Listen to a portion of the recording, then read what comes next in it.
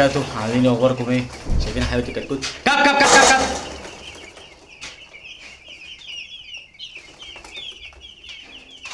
هترص راسك فيه.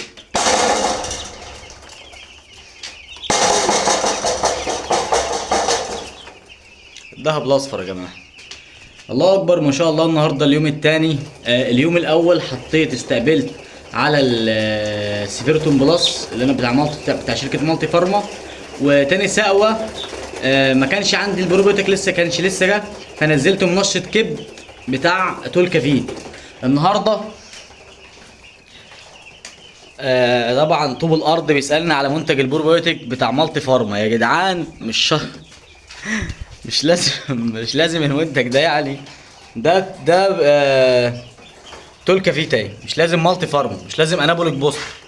ده منتج تولكا فيت بستخدمه، نفس الريحه، نفس الشكل، نفس اللون من جوه، نفس الطعم. انت بحط على لساني كده نفس الطعم، هو تحس ان بس مش نفس السعر، ده ارخص. نفس التركيز، ده نص سنتي. نفس يعني ممكن التاني فيه انزيمات هضم، اعرف انزيمات الهضم، لكن كلام فاضي يعني مش مذكوره. ده منتج تولكا فيد، ده بستخدمه نص سنتي على اللتر طول الدوره. منتج تولكا فيد، مش شرط انابوليك بوستر. الناس اللي اقول لها تقول لي مش عارف اوصل لانابوليك بوستر، اقول له هات تولكا، يقول لي لا انا عايز انابوليك بوستر عشان انا بستخدم. طب اهو بستخدم تولكا فيد اهو، ما تقلقش. وده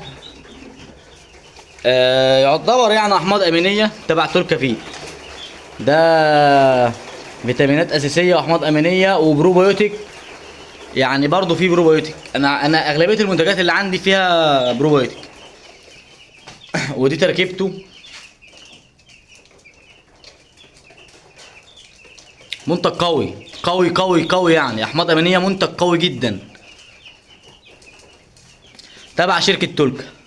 واهو منشط الكبد برضه ما عندناش سر وما عندناش حاجه بنخبيها، تبع برضه شركه تولكا.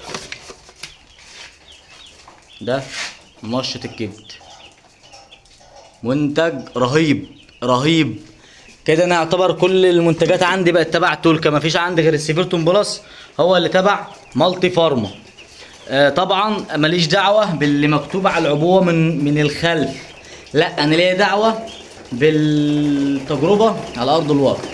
عشان كده دايما تلاقيني منوع في الشركات.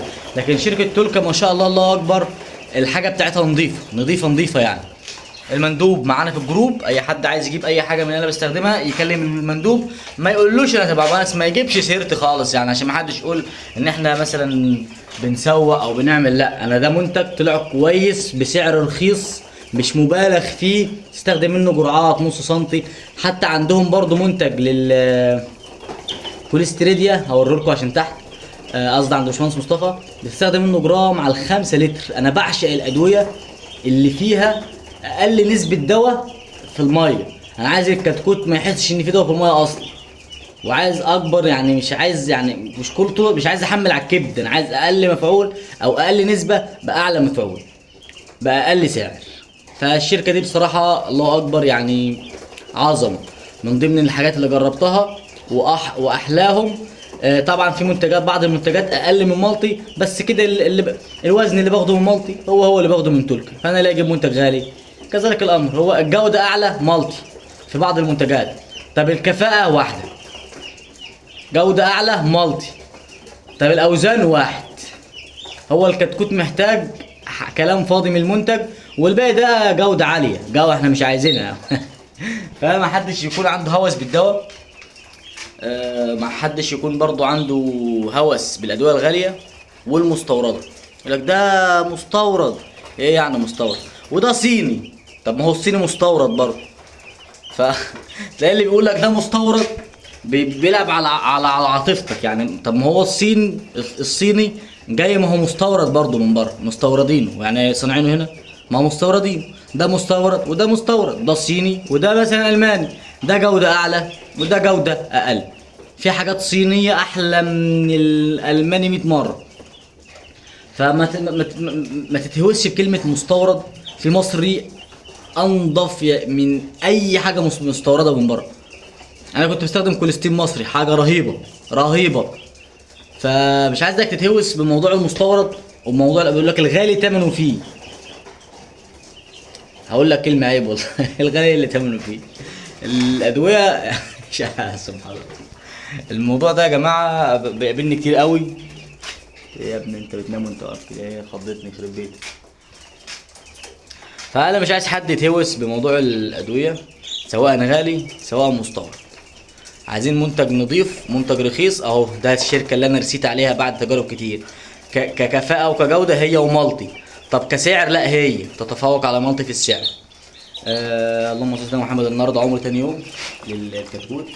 طبعا ايه الكانتين ده يا ابو انس؟ ده عشان اعمل توزيع علفي كويس، مساحه علفيه تبقى اول 3 ايام بس كده، وبعد كده بشيلها واسيب بقى العلافات اللي هي الحمرا دي. هي بس يومين 3 كده وخلاص، عشان بتفرق يعني، بتفرق بنسبه كبيره يعني. بتلاقي الكتكوت واحد لو نار على الكرتون عمل صوت لفت انتباه باقي الكتاكيت. كل الكتاكيت اول ما تنزل تاكل عندك على طول، يعني اعتبر ان الكرتونه دي فاتح شاي. دي الله اكبر الدهب الاصفر بتاعنا، ولما بيكبر بنقول عليه دبابات. الدهب الاصفر والدهب الابيض لما يكبر برضه. شايفين؟ اه يعني ده الانتشار ده كده مظبوط كده. انا حرارتي مظبوط. حرارتي كام بقى؟ حرارتي 34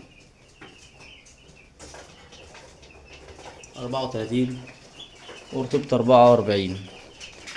طبعا هننزل نص درجة دلوقتي من الحرارة، هنخليها 33.5.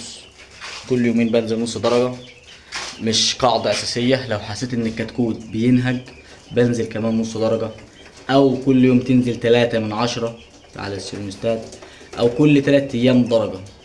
مدارس كتير يعني اللي تلاقيها ماشية معاك اشتغل بيها. أنا شغال معايا موضوع كل يوم نص درجة. في أوقات بحس في عمر معين كده كتكوت بيلهس، بنزل كمان نص، بتبقى فارق معايا نص درجة بنزلها وانتهى الموضوع يعني. وإن شاء الله بإذن الله في كلام جميل تسمعوه الحلقة الجاية. والسلام عليكم ورحمة الله وبركاته.